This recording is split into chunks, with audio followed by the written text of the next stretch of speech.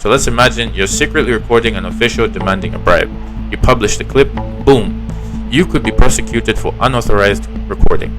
Meanwhile, the CMCC can record your, and those other institutions and get admissions, can record your phone call, can record your stuff, and never tell you. Justice for thee, but not for me. I am an African.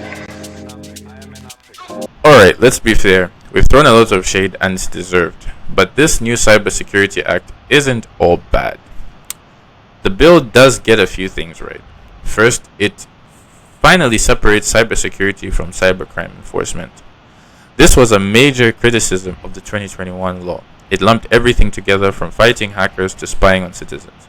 Now we have two separate laws. The Cybersecurity Act, which focuses on protecting digital infrastructure. The Cyber Crimes Act handles offenses like hacking, cyberbullying, online scams. It's not perfect, but it's a cleaner structure, right? As somebody that likes detail, I think do you think that's a Yeah, I think it's more detailed than the first one, although it's still, this is like very low bar in terms of detail, because there's so many things, like, for example, what is critical information. The act says critical information, and if I can read critical information, I mean, there's so many different elements of what counts as critical information, from healthcare to finance to mining to and then the last one actually says any other kind of information. So it's still quite a sweeping document. That's very true. And as you mentioned, I think earlier, or maybe in the podcast, maybe I've messed up things, but it did set up a proper cyber defense infrastructure. We have now the and Zenge, maybe you can stop me if I miss one of the teams, the Zambia Cybersecurity Agency, which is tasked with coordinating national cybersecurity strategy, and the Cyber Incident Response Team. Kind of like a digital emergency responder. If there's a national level cyber attack or breach, these teams are supposed to act fast and limit the damage. Third, it expands protections around critical infrastructure, as you mentioned, banking, energy, health services. These are now classified as critical information infrastructure, which means that there are standards in place to safeguard them from the cyber threats. Fourth, it introduces licensing for cybersecurity service providers. This means people and companies offering cybersecurity services now have to meet a minimum professional standard. And it's like making sure your digital bodyguard actually knows how to throw a punch. And finally, the act opens up about channels for international cooperation. Cybercrime doesn't care about borders, so Zambia's ability to work with global partners is a smart strategic move.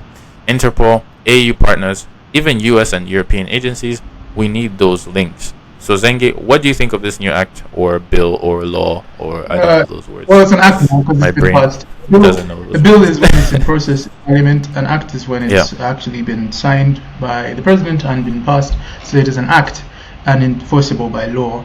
I think there's a number of things, as I said, definition, it needs to be more detailed, more defined. Although it's an improvement, I think it's important for a lot of things like infrastructure, like ZESCO, Zambia's electricity company, right? If ZESCO is hacked, for example, that's a threat to national security. If the national airport is hacked, that's a threat to national security. If a border post passes that, which is a vessel for a lot of Zambia's trade in copper, that's a national threat. And we've seen issues like this happen. Yeah, because security now is also on the cyber sphere as well. So how will the response team be able to deploy itself, mitigate it, and then hold those people who did it accountable? And sometimes it'll be crossing borders, which is why it's important to have international actors like Interpol, the African Union. The African Union actually has an AI strategy as of last year, I think. So it's about integrating the AI strategy, and the commission responsible for that is the AI. So commissions on an AU level are like ministers. So the commission responsible is dealing with is responsible for technology and infrastructure and economic integration. So those are like multiple levels that Zambia could work with. The United States, of course, European agencies, and also learning from best practices from countries like South Africa that has a pretty sophisticated AI and digital legal frameworks. would have been good. At the same time, keeping in sync with your human rights, fundamental rights values, like right to privacy and privacy of communication, which is in Article 17 of Zambia's constitution. But also, then I think an important thing is also sovereignty, the sovereignty of your cyberspace. Who owns the digitals that these teams will be using? Would it be China? Would it be the United States? Would it be Europe? Who owns the very infrastructure that is on the front lines of defending Zambia's cyberspace?